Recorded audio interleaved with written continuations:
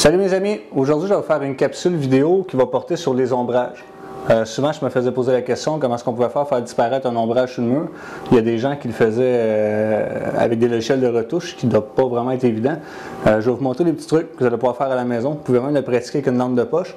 Moi aujourd'hui je me suis mis un flash mais avec une lumière directe, ce qui va remplacer le soleil au fond. Ça va me faire une lumière directement sur mon modèle Bobby. Qui est projeté, si vous voyez, ça fait un ombrage quand même assez net au mur. Donc, le but de la capsule aujourd'hui, puis j'espère que ça va aider des gens, c'est que des fois on fait des modèles sur les murs, comme on voit ici mon ombrage. On voit les ombrages, c'est plus ou moins beau. Je ne critique pas non plus ceux qui mettent des ombrages sur les murs, là. Par contre, aujourd'hui, comme je vous dis, je vous montre juste une manière de vous en débarrasser si jamais des fois il est nuisible. Donc, ma première technique va être de prendre un diffuseur. Ce que je vais faire avec mon diffuseur, c'est que je vais le mettre directement sur mon flash, en avant de mon flash, pardon, comme c'est ici. Vous voyez comment je viens d'atténuer l'ombrage? Là, ce que je vais vous montrer, c'est que plus que je vais avancer mon diffuseur, près de Bobby, plus que mon ombrage va disparaître. Je vais vous faire des photos pour vous montrer un petit peu mieux. Je vais faire la première photo avec Bobby, puis l'ombrage directement. Juste comme ça ici. Vous voyez la photo apparaître.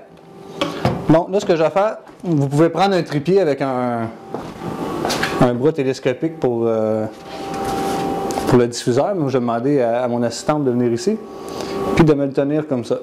Je peux t'approcher ici. Juste comme ça ici. Là, j'ai deux options. Ça va atténuer la lumière beaucoup parce que je mets un diffuseur devant. Je perds environ 2 tons.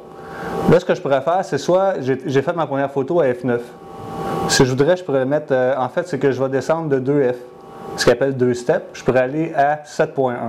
Ou l'autre option, augmenter mes ISO de 100. Pour pouvoir garder la même, quantité de lumière. Donc, je fais ma deuxième photo, vous voyez la différence avec l'ombrage. Pratiquement disparu. Comme c'est ici. Vous voyez la photo apparaître. Donc, je vous explique ce qui s'est passé.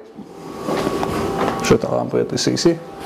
C'est que ma lumière a pénétré dans mon diffuseur, puis elle a été rediffusée de tous les côtés. Donc, ça a fait un peu l'effet des nuages. Un peu comme quand il y a des nuages, si vous regardez votre ombrage par terre, elle est pratiquement disparue, sinon il n'y en a juste pas, ou on ne l'aperçoit pas à l'œil.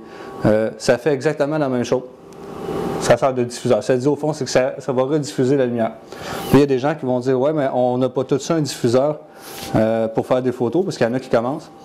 Le prix, là, je sais que vous pouvez l'acheter sur eBay. L'autre truc que vous pouvez prendre, un papier ciré. Ça, pratiquement, tout le monde en a à la maison. Là, c'est pour cette photo-là, je l'ai plié en deux.